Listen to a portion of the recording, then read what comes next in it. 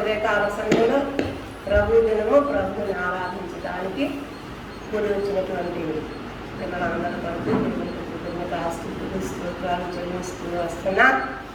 పరిశుద్ధుడైన మా తండ్రి, ప్రేమకు లేని మా ప్రభ, మరి గత 5 మాసాలు కూడా కాపాడి 6వ మాసంలో 20వ తారీఖు వరకు మీ కృపారేపల నీడని వ్యక్తిగతంగా, కుటుంబంగా, సంఘంగా సకల పరిశుద్ధులను మీరు కాపాడి సంరక్షించి పోషించి భద్రపరిచిన విధానం అంతటినీ బట్టి వందనాలు చెల్లిస్తున్నా. మహిమ నీకు, ఘనత నీకు, ప్రభావం నీకే ఆరోపిస్తూ వస్తున్నా.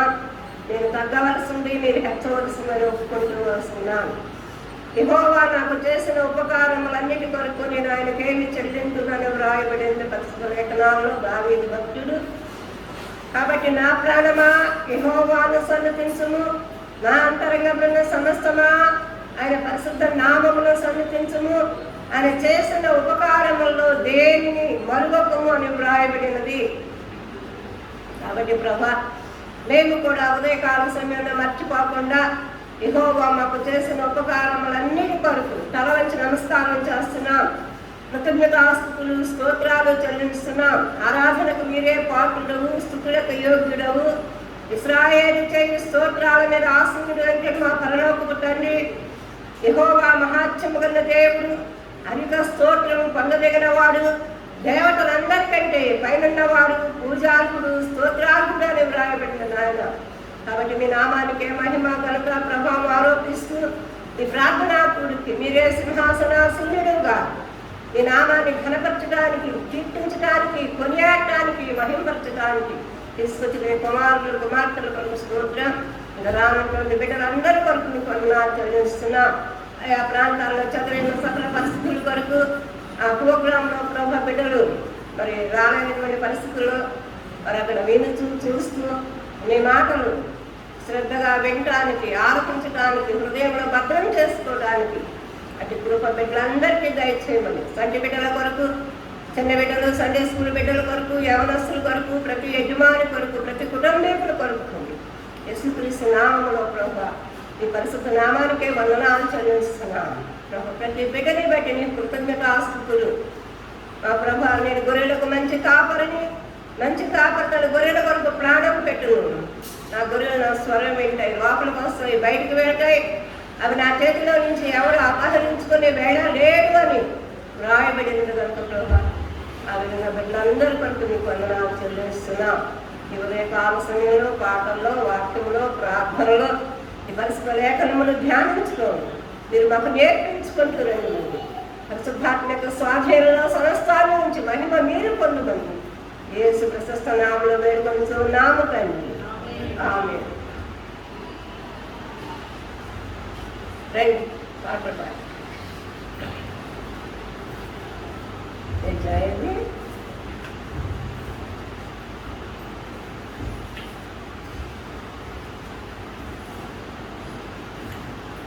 దేవుని స్తుతించగాను, ఆరాధించగాను మరి భక్తులైనటువంటి మోసలోమన్ గారు రచించిన పాట ప్రభు యేసుని వదనములో అని పాటలు పాడుకుంటూ దేవుని మహిమపడతాం.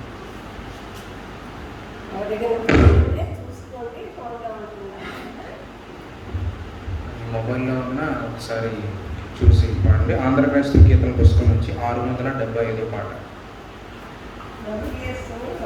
ప్రభు యేసుని వదనము. ప్రభు యేసుని వదనములో నా దేవుని రాజ్యములో, ప్రభు యేసుని వదనములో నా దేవుని రాజ్యములో, పరికించిన శుభదినము, గమనించిన యాక్షణము, పరికించిన శుభదినము, గమనించిన యాక్షణము, పరలోకముకై చిరజీవముకై, పరలోకముకై చిరజీవముకై ప్రార్థించెను నా హృదయం. ప్రభు యేసు యేసుని వదనములో నా దేవుని రాజ్యములో దిశలన్నీయు తిరిగి తిని నా పాపపు దాహముతో దౌష్టములో మసలుచును దౌర్భాగ్యము చేయుచును దౌష్టమ్యులో మసలుచును దౌర్జన్యము చేయుచును ధన పీడనతో మృగవాంఛలతో ధన పీడనతో మృగవాంఛలతో దిగజారితి చావునకు ప్రభు యేసుని వదనములో నా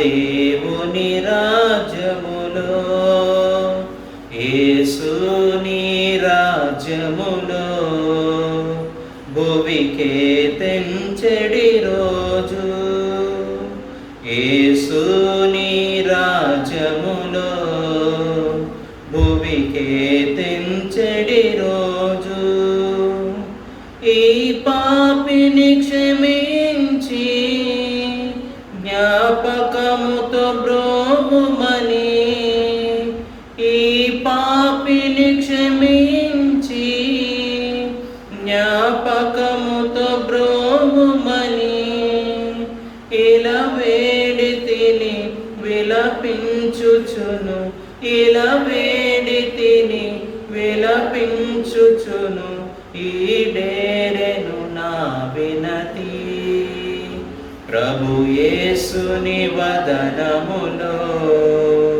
నా దేవుని రాజ్యములో పరదైసున ఈ దినమే నా ఆనందముతోను పరదైసున ఈ దినమే నా ఆనందముతోను పాల్గొందును నీవనుచు వాగ్దానము చేయగనే పాల్గొందువు నీవనుచు వాగ్దానము చేయగనే పరలోకమెన తుది ఊపిరిగా పరలోకమెన తుది ఊపిరిగా పయనించితి ప్రభు కడకు ప్రభు యేసుని వదనములో నా దేవుని రాజ్యములో ప్రభు యేసుని వదనములో నా దేవుని రాజ్యములో పరికించిన శుభదినము గమనించిన యాక్షణము పరికించిన శుభదినము గమనించిన యాక్షణము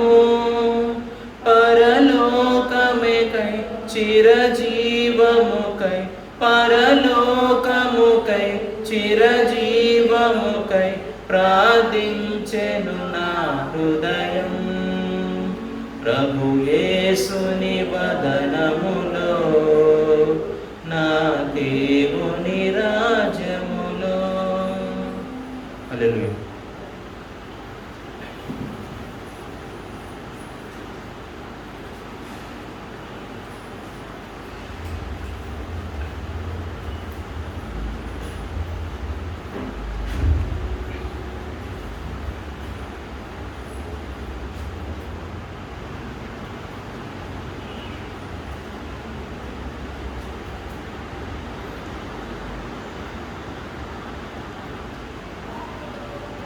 దేవుని పరిశుద్ధ నామానికి మహిమ గాక. ఆయన ఉచితమైన మహాకృపను బట్టి మరి ప్రభు దినము ప్రభుని స్తుతించి ఆరాధించి సర్వ సృష్టికి పితామహుడు ప్రపంచమంతా కూడా సర్వలోకము ఆయన పరిశుద్ధుడు పరిశుద్ధుడు ఆయన మానవ ప్రతిగానములు చేస్తూ ఉంటారు.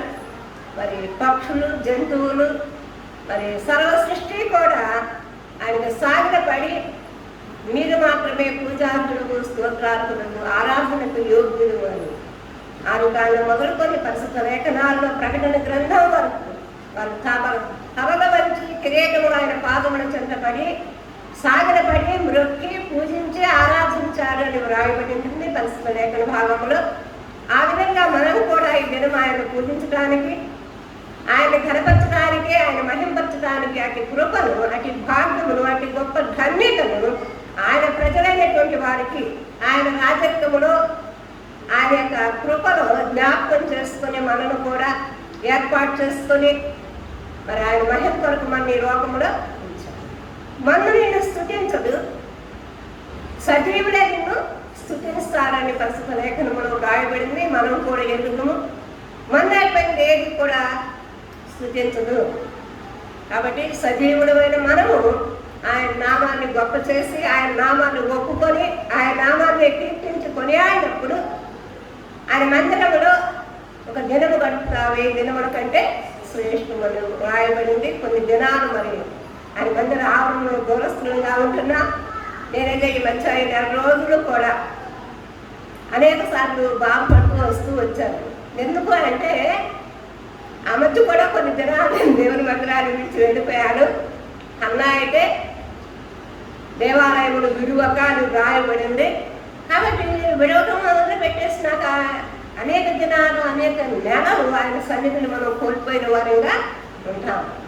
కాబట్టి లోకంలో ఏదో సంపాదించుకోవచ్చు, కానీ ఆయన సన్నిధిని కోల్పోవడం ద్వారా ఎంత నష్టపరుచుకుంటామో అది అనుభవించిన వాళ్ళకే తెలుస్తుంది.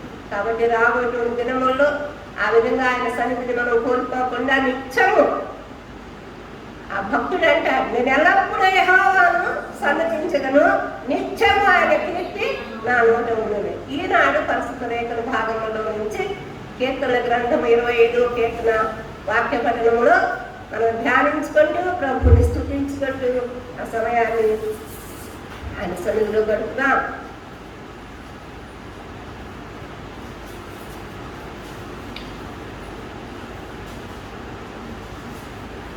కీర్తనల గ్రంథము 25 కీర్తన ఉత్తర ప్రత్యుత్తరంగా మనం ధ్యానం చేస్తున్నాం. దయచేసి రండి శ్రీగారు.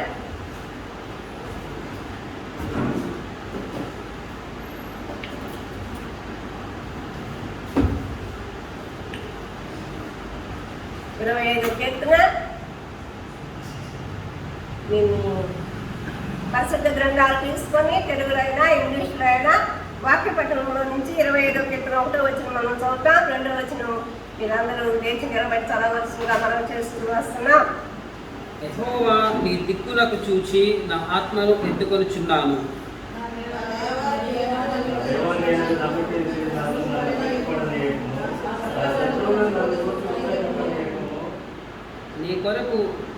నీ కొరకు కనిపెట్టు వారిలో ఎవడనూ సిగ్గునందడు, హేతువు లేకుండానే ద్రోహము చేయువారు సిగ్గునందుదురు.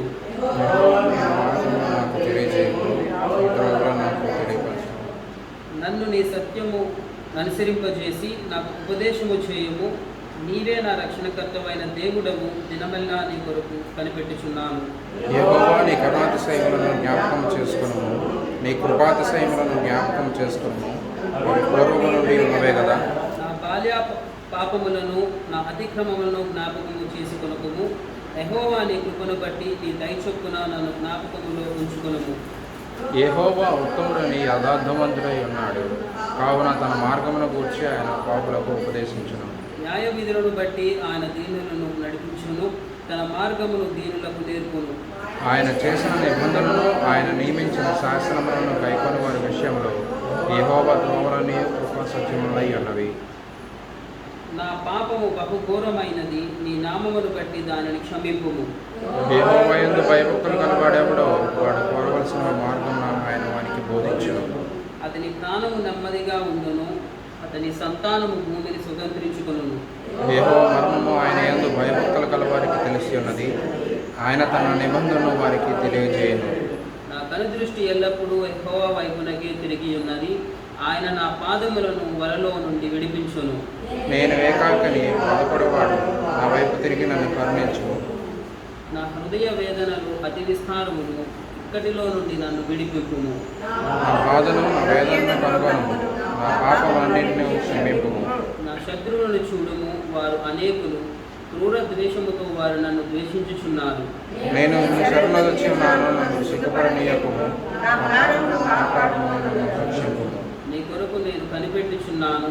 యథార్థతయు నిర్దోషత్వమును నన్ను సంరక్షించునుగాక. దేవా, వారి బాధలన్నిటిలో నుండి ఇశ్రాయేలును విమోచించుము. శుభమైతే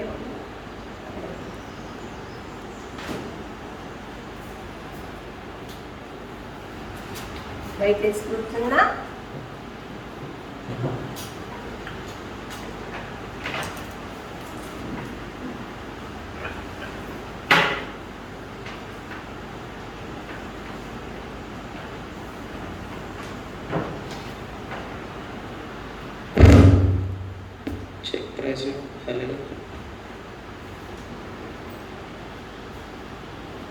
దేవుని పరిశుద్ధ నామానికి మహిమ కలుగుగాక. ఈనాటి పరిశుద్ధ లేఖన భాగంలో నుంచి కీర్తన గ్రంథము 25వ కీర్తన 1వ వచనం నుంచి 10వ వచనం వరకు ఉత్తరగా ధ్యానం చేస్తాం. మరలా అప్పుడు మనం చూస్తే అదే కీర్తనలో నుంచి 25వ కీర్తనలో నుంచి 2వ వచనం 3వ వచనం కూడా మనం ధ్యానం చేస్తున్నాం. కీర్తన గ్రంథము 25వ కీర్తన 2వ వచనం 3వ వచనం. నా దేవ, నీ యందు నమ్మిక ఉంచి ఉన్నాను. నన్ను సిగ్గుపడనీయకము. నా శత్రువులను నన్ను గూర్చి ఉత్సహింపనీయకము. నీ కొరకు కనిపెట్టు వారిలో ఎవడనో సిగ్గునందడు. హేతువు లేకుండానే ద్రోహము చేయువారు సిగ్గునందుదురు. సిగ్గునందడు కాబట్టి ద్రోహం చేయవారు సిగ్గునందుతారని భక్తుడు దావీదు రాసుకుంటాడు కీర్తన. కాబట్టి అనేక కీర్తనలు దావీదు కీర్తనలు అనడానికి కారణం ఏంటంటే ఈ కీర్తన 150 కీర్తనలు ఎక్కువగా 100 కీర్తనలకు పైనే దావీదు భక్తుడు రాసుకున్నాడు. ఆ మిగతా కీర్తనలు కూడా కుమారులు ఇంకా కొంతమంది రాశారని లేఖనాలు చెప్తా ఉన్నాయి. అందుకనే చాలా ఇష్టపూర్వకంగా పిల్లలతో సహా ఈ కీర్తనలు చదువుకుంటూ ఉంటారు. అప్పుడప్పుడు నాతో మాట్లాడినప్పుడు చెప్తారు, కీర్తనలు చదువుకుంటా అంటే మాకు చాలా సంతోషంగా ఉంది, మా హృదయానికి ఆనందంగా ఉంది, చాలా ఇష్టంగా అనిపిస్తాయి అంటే. తను బాల్యకాలం నుంచే తనంతటికి తన వ్యక్తిగతంగా ఈ కీర్తనలు పాడుకుంటూ దేవుని ఆనందిస్తూ స్వరమండలతో సితారాతో నేను వేకువనే లేచతను మీరు కూడా లేవండి అనే అటువంటి అనుభవపూర్వకంగా తన శ్రమల్లో ఇక్కట్లో ఇబ్బందుల్లో ఎల్లప్పుడూ కూడా ప్రభువుని స్తుతిస్తూ ఆరాధిస్తూ ఘనపరుస్తూ ఆ విధంగా తన జీవితాన్ని గడిపినట్టుగా ఈ సాక్ష్య లేఖనాలన్నీ కూడా తెలియపరుస్తూ ఉంటాయి. కాబట్టి చాలా మంది చిన్న పిల్లలు కూడా దేవుని యొక్క పరిశుద్ధ లేఖన భాగంలో కీర్తనలు చాలా ఇష్టపడతారు. కాబట్టి మనం కూడా సిగ్గునందరు అని నేర్చుకుంటే ఈ దినాల్లో ఇక్కడ లేఖన భాగాల్లో నుంచి యెషయా గ్రంథము 45వ అధ్యాయము 17వ వచనం చూస్తున్నాం. యెషయా గ్రంథము 45వ అధ్యాయము 17వ వచనం. యెహోవా వలన ఇశ్రాయేలు నిత్యమైన రక్షణ పొంది ఉన్నది. మీరు ఎన్నటెన్నటికీ సిగ్గుపడకయు విస్మయమందుకయు నొందుదురు. చూడండి, ఎన్నటికీ సిగ్గుపడకయు విస్మయమందుకయు. కాబట్టి అట్లాంటి పరిస్థితులన్నింటిలో కూడా సిగ్గుపడకుండా దేవుడు కాపాడుతాడు. చూడండి, మరి అదే యెషయా గ్రంథం 49వ అధ్యాయం 23వ వచనము. యెషయా గ్రంథము 49వ అధ్యాయము 23వ వచనం. యెషయా గ్రంథము 49వ అధ్యాయం 23వ వచనం. రాజులు నిన్ను పోషించు తండ్రులుగాను, వారి రాణులు నీకు పాలించు దాదులుగాను ఉండెదరు. వారు భూమి మీద సాగిలపడి నీకు నమస్కారము చేసెదరు. నీ పాదముల ధూళి నాకెదురు. అప్పుడు నేను యెహోవాననియు నా కొరకు కనిపెట్టుకుని వారు అవమానము నొందరనియు నీవు తెలుసుకుందువు. కాబట్టి ఆ విధంగా విశ్వసిస్తే, విశ్వాసం ఇస్తే, ఆయన నమ్మిక ఉంటే అవమానం రాదు. అవమానపరచబట్టడానికి, సిగ్గుపట్టడానికి, ఏడనకరంగా ఉండేటువంటి జీవితాలు కలగడానికి కారణం ఏంటి అంటే సృష్టికర్త అయిన దేవుని యందు మన పరమ తండ్రి యందు విశ్వసించకపోవటమే, నమ్మకపోవటమే, ఆయన హత్తుకొని ఆనుకొని ఆయన చిత్తాన్ని నెరవేర్చకపోవటమే దావీదు భక్తుడు నేర్పిస్తూ వస్తుంది. ఆ విధంగా మనం చూస్తే 25వ కీర్తన ఇంకా కింద 7వ వచనం కూడా, నా బాల్య పాపములను నా అతిక్రమములను జ్ఞాపకము చేసుకొనకము. యెహోవా నీ కృపను బట్టి నీ దయ చొప్పున నన్ను జ్ఞాపకములో ఉంచుకొనుము.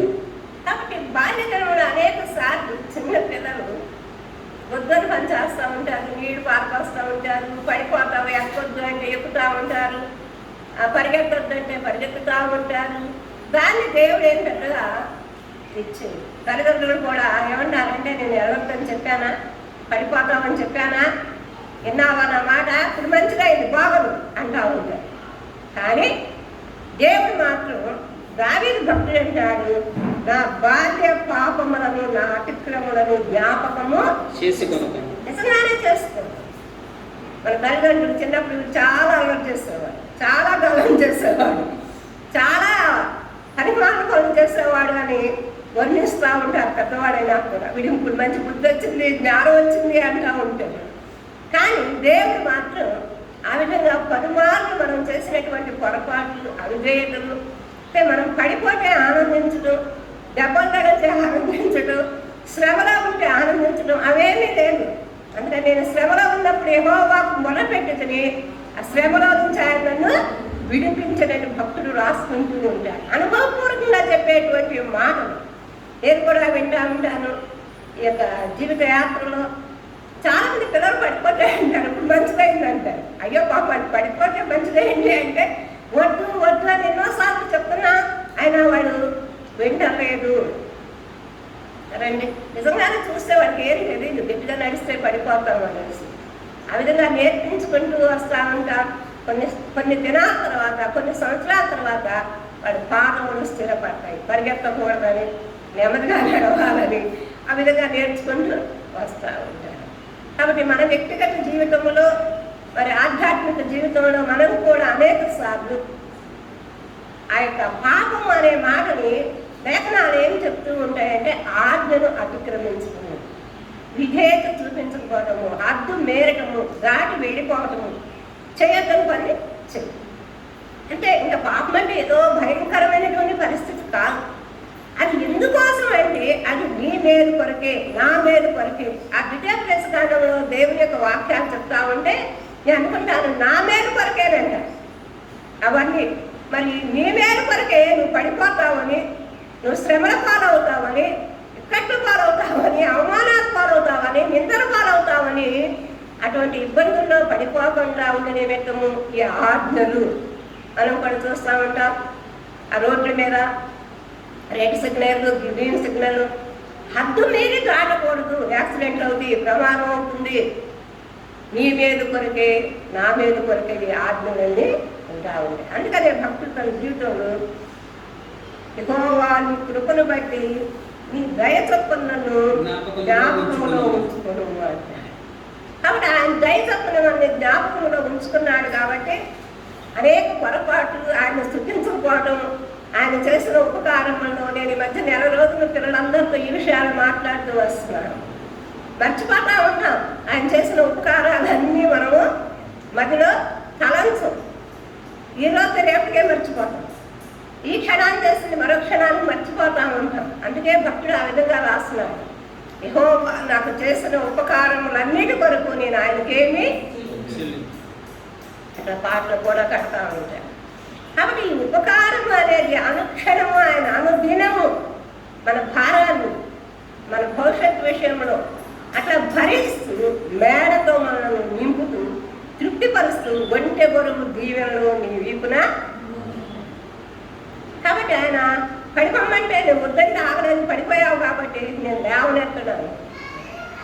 పడిపోయిన వారిని ఉద్ధరించేవాడు, కృంగిపోయిన వారిని లేవనెత్తువాడు అనే లేఖనాలు తెలియజేస్తూ ఉండే. 25వ కీర్తన 19వ లేఖన భాగంలో నుంచి 8వ వచనం చూస్తే యెహోవా ఉత్తముడు, ఆయన ఉత్తముడు, ఆయనటువంటి పరిశుద్ధుడు, ఆయనటువంటి ఉత్తమమైన వాడు, ఉత్తమమైనటువంటి గుణములు కలిగినటువంటి వ్యక్తి ఇంకెక్కడా లేడు. ఎవరితోటి ఆయన మనం పోల్చము. ఆయన లాంటి వాడు ఇంకెవరినైనా పోల్చడానికి భూమి మీద ఇంకెవడో కూడా లేదు. నిన్ను కోరిన వాడు ఎవడు అని ఉంటుంది లేఖన భాగంలో. కావున తన మార్గమును గురించి ఆయన పాపులకు ఉపదేశించును. ఇప్పుడు 9వ వచనం చూస్తున్నాం. న్యాయవిధులను బట్టి ఆయన దీనులను నడిపించును, తన మార్గమును దీనులకు నేర్పును. చూద్దాం 9వ వచనం లేఖన భాగంలో నుంచి న్యాయ విధులు, ఆజ్ఞలు, ఏమండి ఆ విధంగా ఎవరికి నేర్పిస్తాడు ఆయన అంటే దీనులను నడిపిస్తాడు అని చూస్తాం. తన మార్గమును దీనులకు నేర్పుడు అని చూస్తాం. నేర్పించే విధానంలో చూస్తే చిన్నపిల్లల స్కూల్ కాడ నుంచి ఎడ్యుకేషన్ గ్రాడ్యుయేషన్ వరకు పిల్లలు కొంతమంది టీచర్స్ని లెక్చరర్స్ని వాళ్ళ ఉపాధ్యాయుల్ని వాళ్ళ గురువుల్ని తెలియకపోతే మళ్ళీ నేర్పించండి అని ఎంతో ఒబీడియంట్తో ఎంతో విధేయతతో అడుగుతూ నేర్చుకుంటూ వస్తారు. వాళ్ళు ఉన్నత స్థలాలను దొక్కుతూ ఉంటారు. లేదు అంటే అసలు వినటానికే ఇష్టపడరు కొంతమంది మూర్ఖులు. వీరినల్ల స్వభావం కలిగిన వారిగా ఉంటారు. కొంతమంది నేర్చుకోవాలి అనుకుంటా ఉంటారు. వాళ్ళే జ్ఞాన సంపన్నులు అవుతా ఉంటారు. మాకేం తెలియదు, ఇంకా నేర్చుకోవాలి అనుకున్న వాడే జ్ఞానం గలవాడు వినయంతో విధేయతతో నేర్చుకుంటూనే ఉంటాడు. నేను ఈ మధ్య ఒక ఆయన కలుస్తున్నప్పుడు ఆయన చెప్తున్నారు, అమెరికా దేశంలో ఇప్పుడు ఇంకా ఆయన 65 డిగ్రీలు సంపాదించుకున్నాక ఇంకప్పుడు చదువుకుంటాడంట. ఏమంటే 65 సంవత్సరాలు ఇంకప్పుడుకి చదువుకుంటాడంట డాక్టరేట్ సంబంధించినటువంటి డిగ్రీలు. మరి జ్ఞానం కోసం వినయ విధేయతతో ఇంకా నేర్చుకోవాలి అన్న ఉద్దేశంతో ఆయన నాకు ఆశ్చర్యం వేస్తున్న మాట వినగాను. ఇంకేం చదువుతాం, ఇంకేం చదివే ఉంది, అయిపోయింది కదా గ్రాడ్యుయేషను. లేదు, జ్ఞానమైన వారు ఎప్పుడు నేర్చుకుంటూనే ఉంటారు. పరిశుద్ధ లేఖన భాగంలో ఆదికాండం నుంచి ప్రకటన గ్రంథం వరకు అబ్రహాం మొదలుకొని, మోషే మొదలుకొని, ఏలియా మొదలుకొని, దావీదు మొదలుకొని, నెహెమ్యా వరకు, ఎజ్రా వరకు, భక్తుడైన సమూయేలు, దావీదు వీళ్ళందరూ పరిశుద్ధ లేఖనాల్లో చూస్తే మాకేం తెలీదు. ఏమండి మోషే గొప్ప ప్రవీణుడు, సకల విద్య ప్రవీణుడు అని హెబ్రీయులకు రాసిన పత్రికలో చూస్తాం. అయినా నేర్చుకున్నాడు, నాకేమి చేత కాదు, నేర్పించండి, ఈ ప్రజలు నడిపించలేను, ఈ ప్రజలు నేను తోడుకొని వెళ్ళలేను, విడిపించలేను, శక్తి చాలదు. ఆ విధంగా మోషే కానీ అబ్రహాం కానీ మీరు పరిశుద్ధ లేఖన భాగంలో ఆదికాండం కానీ ప్రకటన గ్రంథం వరకు పాత నిబంధనలో భక్తులు, కొత్త నిబంధనలో భక్తులు నేర్చుకుంటూనే. ఎవరికి నేర్పిస్తారు అంటే వీరులకు ఆయన నేర్పిస్తాడు, నడిపిస్తాడు. లోకాసువార్తలో కూడా చూస్తే యేసు ప్రభు శిష్యులకు ప్రార్థించుతూ నేర్పించాడని చూస్తాం. లోకాసువార్త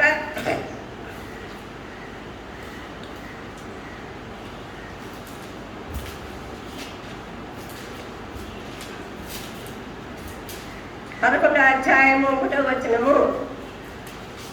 లూకా సువార్త 11వ అధ్యాయము 1వ వచనము. ఆయన యొక్క చోట ప్రార్థన చేయుచుండెను.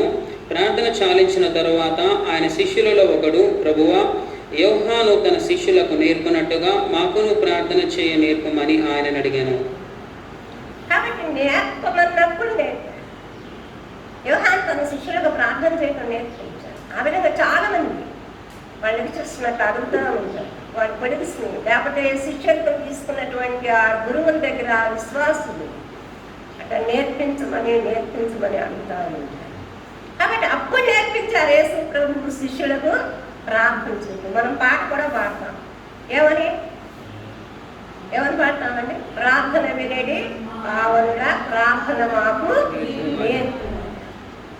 కాబట్టి అట్లా ఎవరైతే నేర్చుకోవాలని ఉంటుందో ఉచ్చరింప శక్యము కాని మొదలుతో ఆత్మీయ అందరి పక్షముగా విజ్ఞాపన చేసి నేర్పిస్తుంది. అసలు నేర్చుకోవాలి అనే మనసు ఉండాలి, అట్లాంటి దీనత్వం ఉండాలి. ఇంగ్లీష్ బైబుల్లో హంబుల్ అనే మాట కొన్ని 100వ సార్లు రాయబడి ఉంటుంది. అంటే దీనత్వం కలిగిన వారు అనిపిస్తుంది. నేను ఆ కొటేషన్స్ అన్నీ రాయాలంటే చాలా టైం పడుతుంది అనేసి ఊరుకున్నాను. కానీ ఎవరు ఎక్కువ నేర్చుకున్నారంటే, ఎవరు ఎక్కువ దీనత్వం కలిగిన వారు ఎక్కువ నేర్చుకుని గొప్పవారయ్యారు, ఘనతకు పాత్రులయ్యారని వ్రాయబడి ఉంటుంది. కాబట్టి యాకోబు రాసిన పత్రిక 4వ అధ్యాయంలో మనం చూస్తే పరిశుద్ధ లేఖన భాగంలో నుంచి యాకోబు రాసిన పత్రిక 4వ అధ్యాయము 6వ వచనమును 10వ వచనం చూద్దాం. యాకోబు రాసిన పత్రిక 4వ అధ్యాయము 6వ వచనం. కాదు గాని ఆయన ఎక్కువ కృపనిచ్చెను, అందుచేత దేవుడు అహంకారులను ఎదిరించి దీనులకు కృప అనుగ్రహించెను అని లేఖనము చెప్పుచున్నది. 10వ వచనం. ప్రభు దృష్టికి మిమ్మల్ని మీరు తగ్గించుకొనిడి, ప్రభు దృష్టికి మిమ్మల్ని మీరు తగ్గించుకోండి అని వ్రాయబడింది. అప్పుడు ఆయన మిమ్మల్ని హెచ్చించును. అప్పుడు ఆయన మిమ్మల్ని హెచ్చించునని వ్రాయబడింది. తగ్గించుకున్నట్టు నటించనక్కర్లేదు. పిల్లలు కొంతమంది చాలా స్కూల్కి వెళ్ళినప్పుడు ఒబీడియంట్గా చేతులు కట్టుకుని గుడ్ మార్నింగ్ టీచర్ అంటారు, గుడ్ మార్నింగ్ సార్ అంటారు. ఆ ఒబీడియంట్లీ విధేయత అన్ని విషయాల్లో ఉంటే వాడు వడ్డీతాడు, గొప్పవాడవుతాడు, ఘనతకు పాత్రుడవుతాడు. అందుకనే అక్కడ యాకోబు పత్రిక చాలా విలువైనదిగా ఆయన రాస్తూ వచ్చారు. దేవుడు అహంకారులు ఎదిరించిన దీనులకు రూపాంతరించింది. 10వ చూస్తే ప్రభు దృష్టికి మిమ్మల్ని మీరు తగ్గించుకొనిడి. దేవుడు తన దృష్టి భూమి మీద సంచారం చేస్తూ ఉన్నప్పుడు ఎంత తగ్గించుకుని అడుగుతున్నారా, ఎగతాళి అడుగుతున్నారా, అవతల వాళ్ళని హేళన చేయాలని ప్రశ్నించి యేసు ప్రభువుని శోధించడానికి పరిసయ్యులు, శాస్త్రులు ఎన్నో ప్రశ్నలు అడిగారు, శోధించడానికి అడిగారు. ఆయన జ్ఞానం ఎక్కడి నుంచి వచ్చిందో, పరలోకం నుంచి వచ్చాడా, భూమి మీద నుంచి వచ్చాడా, మేమే జ్ఞానం గలవారము శాస్త్రం అని పరీక్షించడానికి అడిగారు, అపహసించడానికి అడిగారు. అట్లాంటి పరీక్ష కాదు, అట్లాంటి జ్ఞానం కాదు. కాబట్టి దీనత్వం కలిగి నేర్చుకోవాలి అన్నప్పుడు ఘనతకు పాత్రుడుగా ఉంటామని లేఖనాలు తెలియజేస్తూ ఉంటాయి. కీర్తనల గ్రంథం 37వ కీర్తన 11వ వచనంలో కూడా, కీర్తనల గ్రంథం 37వ కీర్తన 11వ వచనంలో కూడా, దీనులు భూమిని స్వతంత్రించుకుందరు, దీనులు భూమిని స్వతంత్రించుకుంటారు, బహుక్షేమము కలిగి సుఖించెదరు. ఏమండి, భూలోకాన్ని స్వతంత్రించుకుంటావు, బహుక్షేమం కలిగి నెమ్మదిగా సుఖవంతమైన జీవితాన్ని జీవిస్తావు. కష్టాల పాలు, ఇబ్బందుల పాలు, నిందల పాలు, అవమానాల పాలు అవో. నెమ్మది ఉంటుంది బ్రతుకులు, సంతోష సమాధానాలు ఉంటాయి, ఆనందకరమైనటువంటి జీవితంలో జీవించగలుగుతావు వీరత్వాన్ని బట్టి. అందుకనే అక్కడ మీకా రాసినటువంటి గ్రంథములో 4వ అధ్యాయం 2వ వచనం కూడా మనం చూస్తే, మీకా రాసినటువంటి పాత నిబంధన గ్రంథములో మీకా అని ఉంటుంది. 4వ అధ్యాయం 2వ వచనం. కాబట్టి ఆ కాలమున అన్యజనులు అనేకులు వచ్చి సీయోనులో నుండి ధర్మశాస్త్రమును, యెరూషలేములో నుండి యెహోవా వాక్కును బయలువెళ్ళును. యాకోబు దేవుని మందిరమునకు, యెహోవా పర్వతమునకు మనం వెళ్ళుదము రండి. ఆయన తన మార్గముల విషయమై మనకు బోధించును. దేవుడి వాక్యం దగ్గరకు వస్తుంది, బయలుదేరి వస్తా ఉన్నప్పుడు త్రోసివేయకూడదు. ఆయన తన మార్గముల విషయమై మనకు బోధించును. ఆయన తన మార్గముల విషయమై నీకు మంచి గురువుగా, బోధకుడుగా, నేర్పించేవాడిగా ఉంటాడు. మనము ఆయన త్రోవలలో నడుచుకుందాము అని చెప్పుకుందాం. కాబట్టి అక్కడ ఎప్పుడైతే ఒప్పందం పడతామో, ఒక తీర్మానం చేసుకుంటాము, సుఖవంతమైనటువంటి జీవితం, ఆనందకరమైన జీవితం, సంతోషకరమైన జీవితం, ఏమంటే జయ జీవితాన్ని చేయగలుగుతారని లేఖనాలు తెలియజేస్తూ ఉంటారు. కాబట్టి అనేక భక్తుల తాను రాసుకుంది, సీఎంలో దేవుని యొక్క వాక్యం బయలువెళ్తుంది, నీ దగ్గరకు వస్తుంది. అది 2 అంచుల ఖడ్గము కంటే వాడి కలదై మూలుగుల వరకు, కేళ్ల వరకు వెళ్ళి నీలో పనిచేస్తుంది. గొప్ప ఔషధం లాంటిది, స్వస్థపరిచే యెహోవా అని. అది నీ హృదయంలో, అంతరంగంలో, శరీరంలో మూలుగుల వరకు వెళ్ళి పనిచేసి నీకు నెమ్మది, ఆరోగ్యమును, స్వస్థతను, ఆధ్యాత్మికంగా, శారీరకంగా కూడా స్వస్థచిత్తులు ఉంటారు. ఆరోగ్యకరమైన జీవితం జీవిస్తారు. మరలా చూస్తాం యెషయా గ్రంథం 29వ అధ్యాయం 19వ వచనంలో కూడా దేవుని యొక్క పరిశుద్ధ లేఖన భాగంలో నుంచి, యెషయా గ్రంథము 29వ అధ్యాయము 19వ వచనం. యెషయా గ్రంథము 29వ అధ్యాయం 19వ వచనం. యెహోవా యందు దీనులకు కలుగు సంతోషము అధికమగును. యెహోవా యందు దీనులకు కలిగేటువంటి సంతోషము అధికంగా ఉంటుంది. లోకస్తులు అనుభవించే సంతోషం కంటే, లోకస్తుల్లో ఏదైనా కలిగిన దానికి ఉండేటువంటి సంతోషం కంటే, నువ్వు దేవుని ఆనందించడం వల్ల దీనులకు ఎక్కువ సంతోషాలు కలుగజేస్తాయి. అందుకనే వాళ్ళు దానియేలు షడ్రక్ అగ్నిగుండా అగ్నిగుండాల్లో వేసిన వాళ్ళు సంతోషించారు. దావీదు మరలా చెప్తున్నాను ఆనందించండి అంటాడు. పౌలు చెరసాలలో వేసిన మరలా చెప్తున్నాను ఆనందించండి, ఎల్లప్పుడూ ప్రభువునందు మీరు ఆనందించండి. అంటే చెరసాలలో ఉంటే ఏంటంటే ఆనందం, సింహాధికారులో ఉంటే ఏంటంటే ఆనందం, ఏమని అగ్ని హెచ్చుగా చేసేస్తారు. షడ్రక్ మేషక్ అబ్దెనగోను. ఆయన రక్షించగల సమర్థుడు. ఒకవేళ రక్షించకపోయినా పర్వాలేదని తీర్మానం చేసుకున్నాడు. నా ప్రభు మాటను వింటాను, నా ప్రభు దగ్గర నేను నేర్చుకుంటాను, నా చేతి వేడకాని యుద్ధం నేర్పిస్తాడని భక్తుడైనటువంటి దావీదు 2వ సమూయేలు గ్రంథము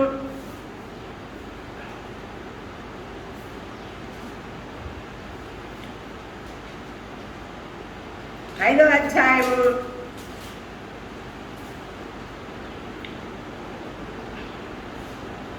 23-24 వచనాలు. 2 సమూయేలు 5వ అధ్యాయము 23వ వచనము 24వ వచనము. దావీదు యెహోవా యొద్ద విచారణ చేశాను. అందుకు యెహోవా, నీవు వెళ్ళవద్దు, చుట్టూ తిరిగిపోయి కంబలి చెట్లకు ఎదురుగా వారి మీద పడము. కంబలి చెట్ల కొనలను చప్పుడు వినగానే ఫిలిస్తీయులను హతము చేయుటకే యెహోవా బయలుదేరుచున్నాడు గనక అప్పుడే నువ్వు త్వరగా బయలుదేరవలనని సెలవిచ్చాను. కాబట్టి బయలుదేరచ్చో బయలుదేరకూడదు, ప్రయాణం చేయొచ్చో చేయకూడదు, యుద్ధం చేయొచ్చో చేయకూడదు, శత్రువుతో పోట్లాడొచ్చో పోట్లాడకూడదు. ఏమండి, పరలోక ప్రార్థనలోనే అవన్నీ నేర్పించుకుంటూ వచ్చేస్తాడు శిష్యులకు యేసుక్రీస్తు. కాబట్టి దావీదు బాల్యం నుంచి అట్లా విచారణ చేయటం ద్వారా జయ జీవితం చేశాడు. ఎన్నో యుద్ధాలు చేశాడు తన జీవితంలో. శత్రువు దొరికినప్పుడు ఏం చేయాలో కూడా నేర్చుకుంటూ వచ్చాడు. కాబట్టి ఏమన్నా సంశయం మనకి, అనుమానం మనకి, శత్రువు మన చేతిలో దొరికినప్పుడు, మన చేతిలో చిక్కినప్పుడు హతమార్చుకున్నామంటావా? ఈ మధ్య కూడా మేము పాము దొరికినప్పుడు తప్పుకుంటామంటావా? వదిలేస్తే బాగుంటుందని రాజు, నేను, ఎవరో మరి ఈ మధ్య కాలంలోనే 3-4 పాములు దొరికిన పాములు దొరికినట్టు కొట్టేస్తాను. అవి ఎంత పరిగెత్తున్నా సరే. కాబట్టి హాని చేసే వెంబడించే, నన్ను వెంబడించు సైతాను, దురివాడేది నీ రక్తమే, దహించేది ఆ కల్వరి శిలువలో ఆయన ఎట్లా విజయోత్సాహంతో నీ కొరకు లోకములో పాపమును నా కొరకు, ఏమండి, సిలువను లోక పాపమును మోసుకొని పొమ్ముచున్న దేవుని గొర్రె పిల్లలు రాయబడింది. మరణమును జయించాడు, సిలువను జయించాడు, లోకమును జయించాడు, సమాధిని జయించాడు, జయ జీవితం చేస్తాడు. అప్పుడు శత్రువుని ఏ విధంగా అడగద్రొక్కవచ్చు నేర్చుకోవాల్సింది ఆయన దగ్గర.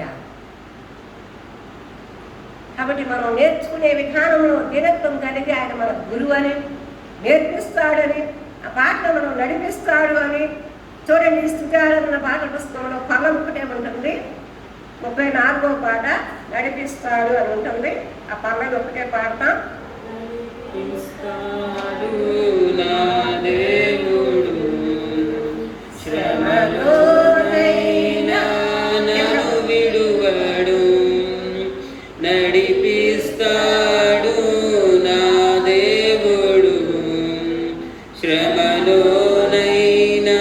నన్ను విడువడు.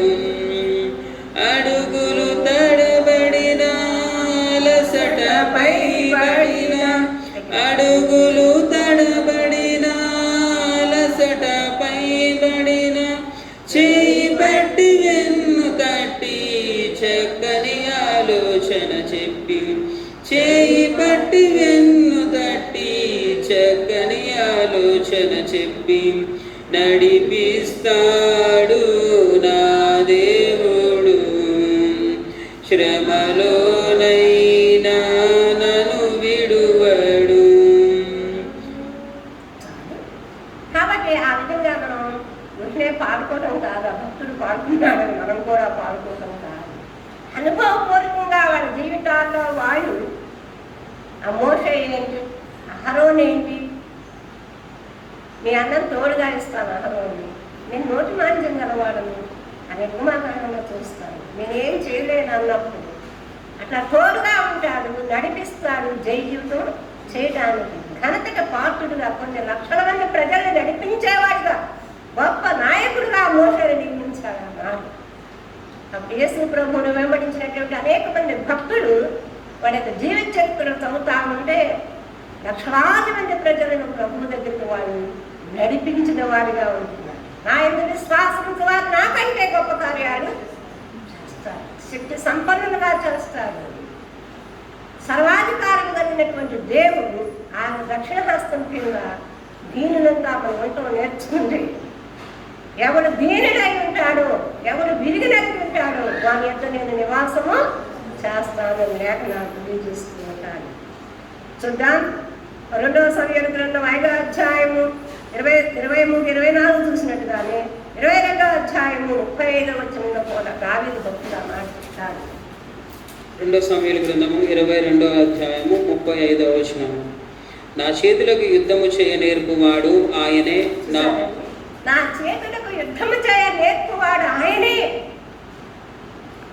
బాలుడైన దావీదు, యవనస్తుడైన దావీదు ఎవరు హతమార్చలేనటువంటి గొర్రెలను, సింహం నోట్ల నుంచి, ఎలుగుబంట నోట్ల నుంచి గొర్రెలను తప్పించిన వాడుగా యుద్ధం చేయడం ఆయన నేర్పించారు. గొర్రెలను ఎట్లా కాపాడాలో, సింహం నోట్ల నుంచి ఎట్లా విడిపించాలో, సాతాను గర్జించు సింహం అనే ఎప్పుడు ఎవరిని తిరుగుమా అంటున్నటువంటి పరిస్థితుల్లో ఈ లేఖనాలు మనం పేతురు రాసిన పత్రికలో చూస్తాం.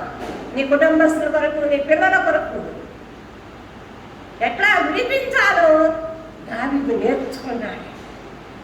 అట్లాంటి విశ్వాస జీవితంలో నువ్వు నేర్చుకుంటూ వస్తా ఉంటే ధైర్యం కలిగి, నిబ్బరం కలిగి ప్రార్థనా పరురాలుగా ఉంటావు, ప్రార్థనా వీరులుగా ఉంటావు.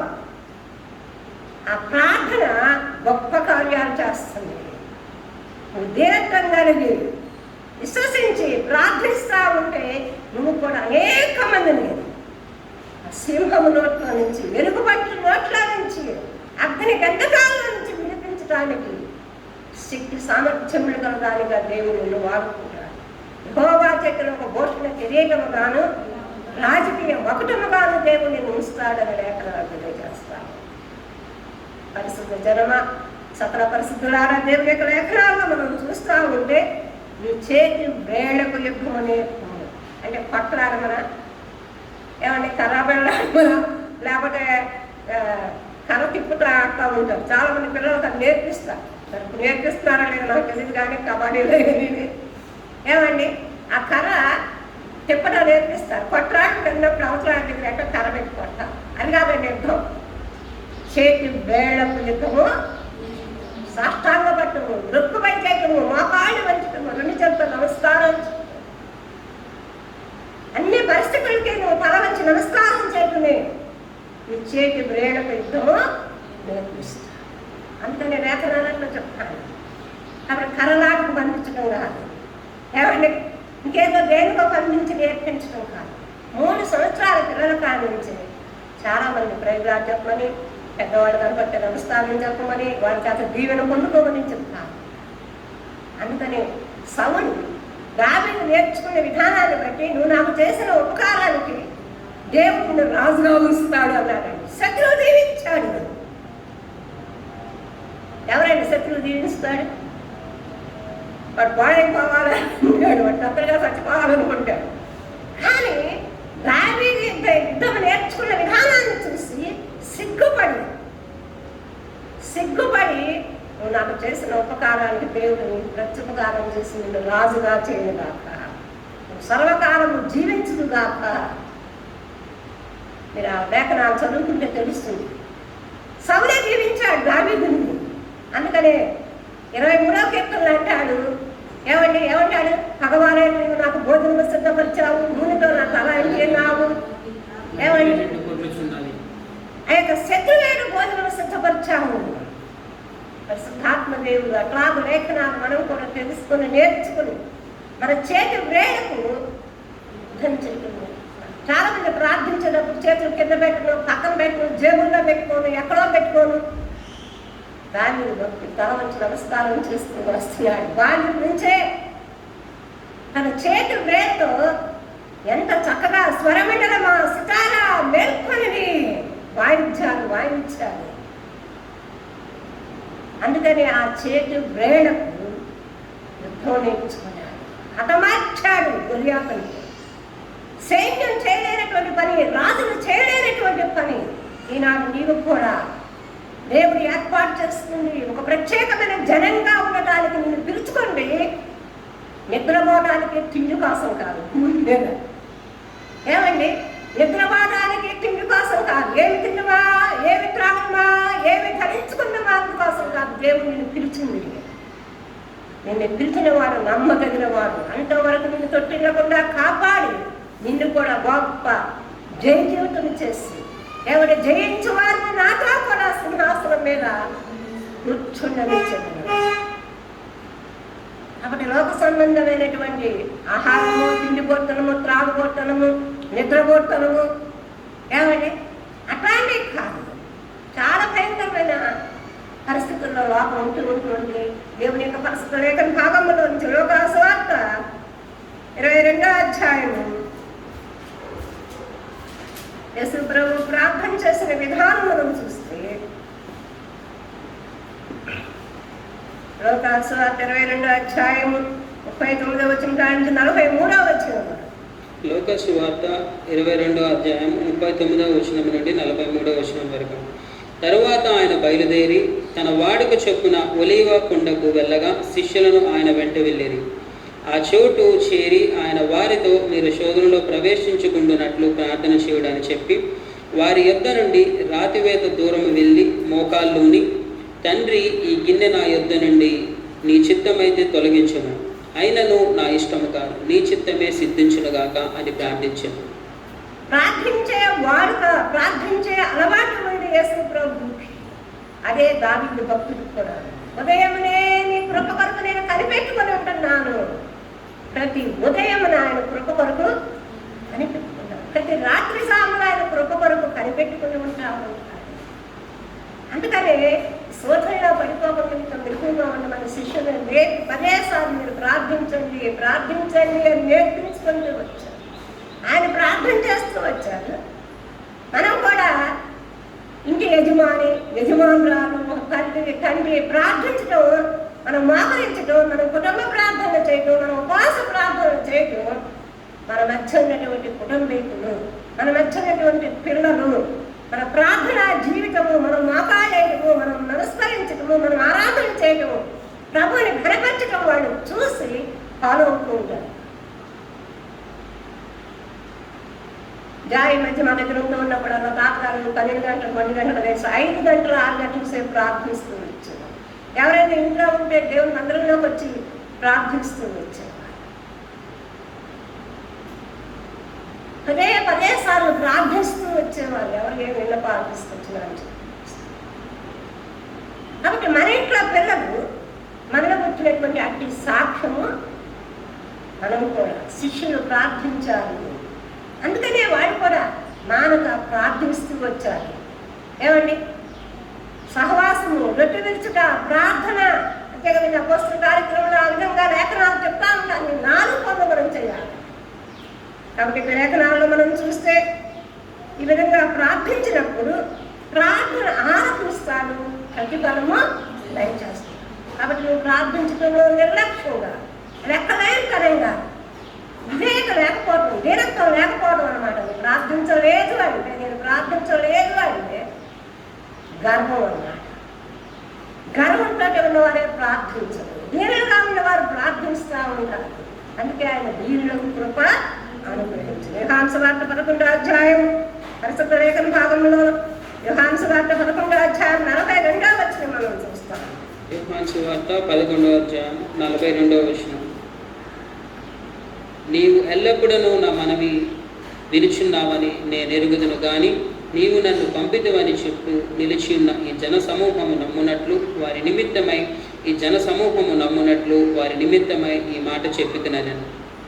నువ్వు ఎల్లప్పుడూ నా ప్రార్థన వినుచున్నావని నమ్ముతున్నాను అంటే అట్లా అనుభూతి అలవాటు ఉంది యేసు ప్రభువుకి. తండ్రికి ప్రార్థన చేసినప్పుడు అలా ప్రార్థన ఆలకించేవాడని, ప్రతిఫలము దయచేయవాడని అట్లా ప్రార్థించుకుంటూ వచ్చి, అంటే దీనికోసం ప్రార్థన, దానికోసం ప్రార్థన కాదు, ఎల్లప్పుడూ ప్రార్థించే అలవాటు ఉండాలి. ప్రతి చిన్న విషయం పట్ల ప్రార్థించే అలవాటు ఉండాలి. మనం కూర్చున్నప్పుడు, నిలబడినప్పుడు, నడిచినప్పుడు, ప్రయాణం చేస్తున్నప్పుడు. కాబట్టి ప్రార్థించే అలవాటు జీవితకాలంలోని గొప్ప విజయవంతమైన జీవితాన్ని చేస్తుంది. ఎందుకు నష్టపోతున్నాం, ఎందుకు కోల్పోతున్నాం? ప్రార్థన లేదు. ఇది ఎట్లా సాధ్యమంటే ఇది ప్రార్థన వల్లే సాధ్యం, కానీ మరి దేని వల్ల సాధ్యం కానే కాదు అని చెప్తాను. అట్లా నేర్చుకున్నారు, శిష్యులు అట్లా నేర్చుకున్నారు. ఎందుకు జీవితం చేయలేకపోతున్నాము? ప్రార్థించుకోలేదు. దయచేసి ప్రియమైనటువంటి సంఘమా, సకల పరిస్థితులు ప్రార్థించాలి ప్రార్థించాలి అని ఆ యొక్క లేఖనాలు మనకు తెలియజేస్తా ఉన్నాయి. పాత నిబంధన భక్తులు, కొత్త నిబంధన భక్తులు, మోషే వ్యక్తిగతంగా, ఏలియా వ్యక్తిగతంగా, నెహెమ్యా, ఎజ్రా వ్యక్తిగతంగా ప్రార్థించారు. మన అవసరతల కొరకు, సంఘం కొరకు, దేశం కొరకు, రాష్ట్రాల కొరకు, రాజ్యాంగాల కొరకు వాళ్ళు ప్రార్థించారని లేఖనాలు తెలియజేస్తారు. అందుకే గొప్ప కార్యాలు చేస్తారు. అందుకే దేవుడు వాళ్ళకు నేర్పించుకుంటూ వచ్చారు. రేపటి గురించి వాళ్ళు చింతపడలేదు. రేపు కాకోరం నీకు ఆహారం చేస్తుంది, నువ్వు బయలుదేరి వెళ్ళు అని చెప్పాడు ఏలియాకి. ఎక్కడికి వెళ్ళమంటే అక్కడికి వెళ్ళటం నేర్చుకున్నాడు. అందుకనే మనం లేఖన భాగంలో రోమీయులకు రాసిన పత్రిక 12వ అధ్యాయం 12వ వచనం మనం చూస్తే, రోమా 12వ అధ్యాయం, ఈ మధ్య నేను రోమా సంఘం అంతటి గురించి నేర్చుకుంటూ వస్తున్నాను. 12వ అధ్యాయం 12వ వచనం, నిరీక్షణ గలవారై సంతోషించండి, శ్రమయందు ఓర్పు గలవారై ప్రార్థన యందు పట్టుదల కలిగి ఉండుడి. శ్రమ యందు ఓర్పు గలవారై ప్రార్థన యందు పట్టుదల కలిగి. వ్యక్తిగతంగా కుటుంబ జీవితాల్లో, సంఘ జీవితాల్లో, లేదా లోకంలో ఒకవేళ శ్రమ రావచ్చు. యేసు ప్రభు చెప్పారు, ఆయన వెంబడించినప్పుడు లోకంలో మీకు శ్రమ కలుగుతుంది, అయినా పర్వాలేదు. లోకం మిమ్మల్ని హింసించవచ్చు, అయినా పర్వాలేదు. శ్రమనికి ఓర్పును కలగజేస్తుంది. ప్రార్థనా జీవితం ఓర్పును కలగజేస్తుంది, నిరీక్షణ కలగజేస్తుంది. అప్పుడు ఏమవుతుందంటే అండి, శ్రమ తర్వాత, ఓర్పు తర్వాత నిరీక్షణ కలిగి ఉంటారు. గొప్ప బహుమానం ఉంటుంది. నా కొరకు నేను తుదముట్టించాను, నా కొరకు జీవ కిరీటం ఉంచబడింది, నా కొరకు వాడవారక కిరీటం ఉంచబడింది, నా కొరకు మహిమ గల కిరీటం ఉంచబడింది. అటు నిరీక్షణతో ప్రార్థన చేస్తుంది. చాలా మంది అంటారు, ప్రార్థన చేస్తే ఏమొస్తుంది? అసలు ఇన్ని గంటలు ఎందుకు ప్రార్థన చేయాలి? ఈ మధ్య మేము పగల కంటే రాత్రులు ఎక్కువసేపు ప్రార్థించడం వల్ల చెప్తాను. ఎక్కువసేపు ప్రార్థించడం నేర్చుకున్నాను. శ్రమ ఓర్పును, ఓర్పు పరీక్షను, పరీక్ష నిరీక్షణ కలగజేస్తుంది. క్రైస్తవ లోకంలో, క్రైస్తవ జీవితంలో ఈ నిరీక్షణ లేకపోతే వ్యర్థమేనంటాడు పౌలు. వ్యర్థమే. నిరీక్షణ లేని ఇతరుల వలె మనం అన్య జనాంగం వలె లోకంలో జీవించకూడదు. గొప్ప నిరీక్షణ ఉంది. నేను మరలా వచ్చి మిమ్మల్ని తీసుకొని పోతాను, నేను ఉండే చోటనే మీరును ముందు రాకుండా. అటు నిరీక్షణతో నీవు, నీ ఇంటి వారు, ఆ రహాబు అనేటువంటి వేశ్య వేగుల వారితో చెప్పింది, నా ఇంటి వారిని రక్షించి చేర్చుకుంది. ఆ రక్తానికి సాదృశ్యంగా ఉన్న ఆ తొగలు ద్వారము తన ద్వారబంధాలకు కిటికీలకి రావాడనిస్తుంది. అంటే యెహోషువ చెప్పాడు, రహాబు ఇంట్లో ఎవరుంటారో వారిని వదిలివేయండి అన్నాడు. మిగతాదంతా పోయిందండి. ఒక రహాబు ఇంట్లో విశ్వసించినటువంటి వారింట్లో చేరిన వారు మాత్రమే క్షేమంగా ఉన్నారు. మొత్తం మిగతా పట్టణం అంతా కూడా ఏమైపోయిందండి? ఏమైపోయింది? ఉంచారా? ఏమంటే 7 సార్లు తిరిగి 7 రోజులు స్థితి చేసేటప్పటికి ఎదుర్కోగోడలు కూలిపోయాయి. సాతాను యొక్క కోట గోడలు కూలిపోయాయి. ఈ ప్రార్థన జీవితం సాతాను యొక్క కోట గోడలు కూల్చేదిగా ఉండాలని లేఖనాలు తెలియజేస్తారు. అందుకనే ప్రార్థన ఎన్ని మీరు కలవటి మరి ప్రార్థన ఎన్ని మీరు పట్టుదల కలిగి ఉండాలి. ఒకరోజు నడిస్తే కాడు, ఒకరోజు స్తోత్రం చెప్తే కాడు. నేను అనేక సార్లు పెందుకొని సహవాసమైనటువంటి సేవకులతో కలిసి మాట్లాడుతూ వింటూ వస్తూ ఉంటాను. 1వ తారీఖు కొరకు స్తోత్రం, ప్రభు కాపాడు, 2వ తారీఖు కొరకు స్తోత్రం, 3వ తారీఖు కొరకు స్తోత్రం, 4వ తారీఖు కొరకు స్తోత్రం అనేసి 30వ తారీఖు వరకు స్తోత్రం చెప్తానే ఉంటాను. ఆ నెలంతా కాపాడు. మనమైతే హల్లెలూయా అది చెయ్యాలి. మనోహర్ బ్రదర్ వెళ్ళిపోయారు, కానీ మీటింగ్లు పెట్టినప్పుడల్లా చెప్పారు, విశాఖపట్నం ప్రజలు పెద్ద బిగ్ హల్లెలూయా చెప్పాలి అని. దేవుని పరిశుద్ధ నామానికి మహిమ కలుగునేదాక. ప్రార్థన ఏదో కొట్టుదలగలిగిన వారిగా ఉండాలండి. అప్పుడు ఎవరైతే ప్రార్థన కొట్టు విడవక ప్రార్థిస్తారు, యేసు ప్రభు చెప్పారు, కొట్టు విడవక మీరు ప్రార్థించాలి అని ఉపమానం చెప్పారు. ఎడతెక్క ప్రార్థించాలి అని ఉపమానాలు చెప్పారు. అని నేర్పించుకుంటూ వచ్చారు. ఇంకొక లేఖన భాగంలో నుంచి మనం చూడండి, 34వ కీర్తన 2వ వచనంలో కూడా, కీర్తన గ్రంథం 34వ కీర్తన 2వ వచనంలో కూడా 34వ కీర్తన 2వ వచనం, యెహోవాను బట్టి నేను అతిశయించి ఉన్నాను, దీనులు దానిని విని సంతోషించెదరు. నాతో కూడి యెహోవాను గణపరచుడి. నాతో కూడి యెహోవాను గణపరచుడి అంటారు. అదే ఇంగ్లీష్ బైబిల్లో the humble shall hear the lord. ఈ హంబుల్ అనే మాట పదే సార్లు వాడారు ఇంగ్లీష్ బైబిల్. అట్లాంటి కొటేషన్స్ మనం ఎదుర్కొంటే ఎవరు ఘనతకు పాత్రలయ్యారు, ఎవరు జయజీవితం చేస్తారు, ఎవరు ఆనందంగా ఉన్నారు అంటే వినయము విధేయత కలిగినటువంటి భక్తుడు నేర్చుకుంటూ ఉన్నాడు. ఆఖరి మరలా మనం చూస్తే కీర్తనకారుడు చివరి వరకు కూడా ఈ 9వ వచనం కానించి 22వ వచనం వరకు దేవా వారి బాధలన్నింటిలో నుండి ఇశ్రాయేలును మోచించును. నాకు బోడి బాధలండి, నాకు బోడి ఇబ్బందులండి, ప్రార్థన చేసుకోవాలన్న ఖాళీ ఉండదండి. నేను అనేక సార్లు సిగ్గుపడతాను. అన్య జనాంగంలో వాళ్ళ ఇంట్లో ఇబ్బందికరమైన పరిస్థితుల్లో వాడు బాత్రూంలోకి వెళ్ళి ఏదో పాత పట్టాలు వేసుకునే బాత్రూంలో గంటల తరబడి ప్రార్థిస్తారు, చీకటి కొట్టులో ప్రార్థిస్తారు. మన మధ్య ఇప్పుడు లేరు కానీ బైబిల్ మిషన్ కోసం పనిచేస్తూ వచ్చేవాళ్ళు శాశాత్మ గారని. అవి మన చిన్న బాత్రూమ్ అంటే బాత్రూంలో తెల్ల చెంబుతో మంచి బాత్రూమ్కి అదే చెంబు తాగడానికి అదే మంచి కాళ్ళు చాపుకుని కొనుక్కోవడానికి కానీ కూర్చోడానికి కానీ గట్టిగా నిలబడటానికి కానీ ప్లేస్ లేనటువంటి కొట్టుగదులు 40 దినాల ఉపవాసం ప్రార్థిస్తుంది. ఆ ప్రార్థన యొక్క జీవితము, ప్రార్థన యోధుల యొక్క జీవితాన్ని బట్టి నేను 11 సంవత్సరాలు అవనిస్తున్నాను. అవి నడుస్తూ ఉంటే వెళ్ళిపోతా ఉంటాయి ఊళ్ళో. అవి నడుస్తూ ఉంటే శైలి ఎక్క గడియాలు పారిపోతూ ఉంటాయి. ప్రార్థన జీవితము గొప్ప కార్యాలు చేస్తుంది.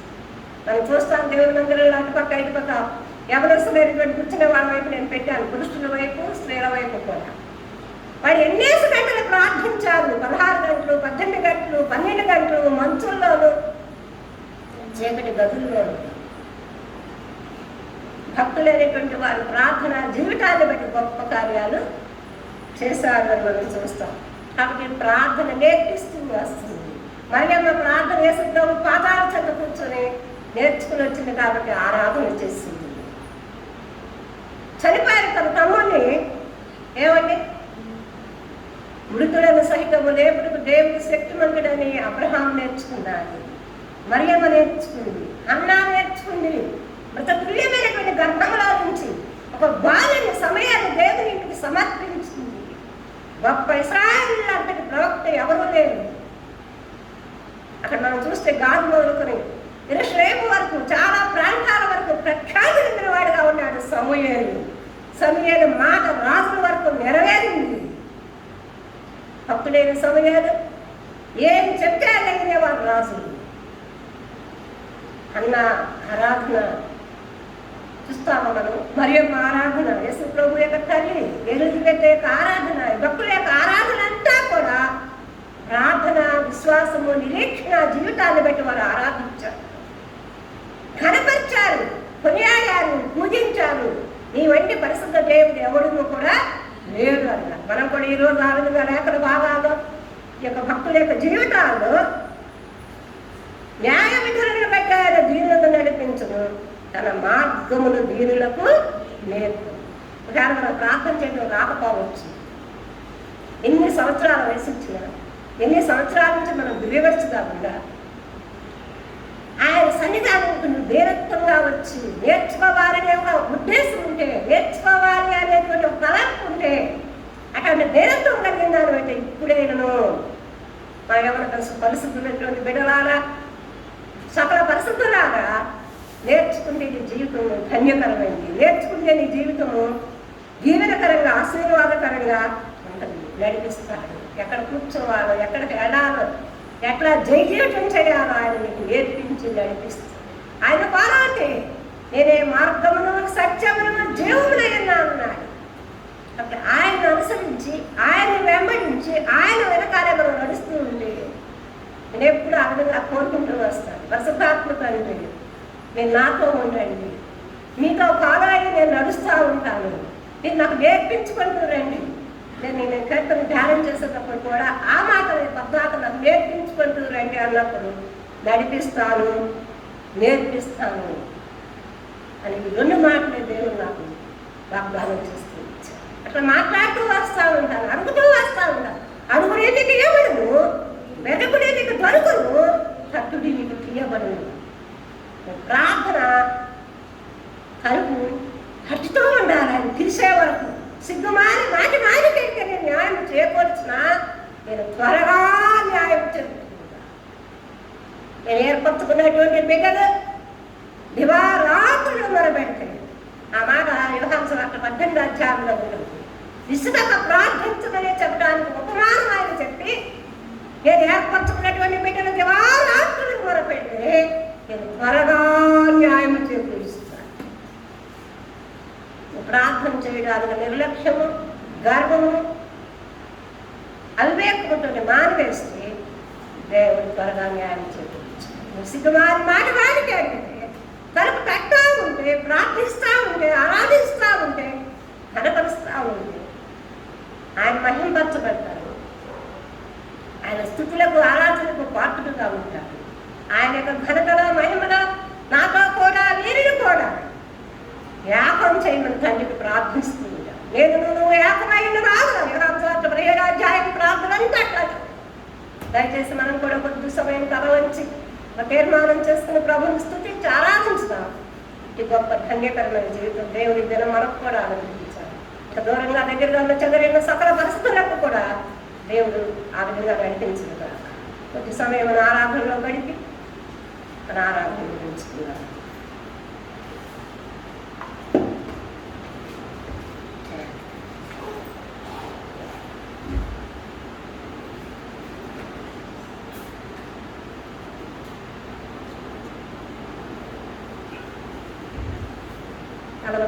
నమస్కారం చేద్దాం, ఆరాధించుకున్నాం, మౌనంగా ప్రభువుని కనపరుద్దాం.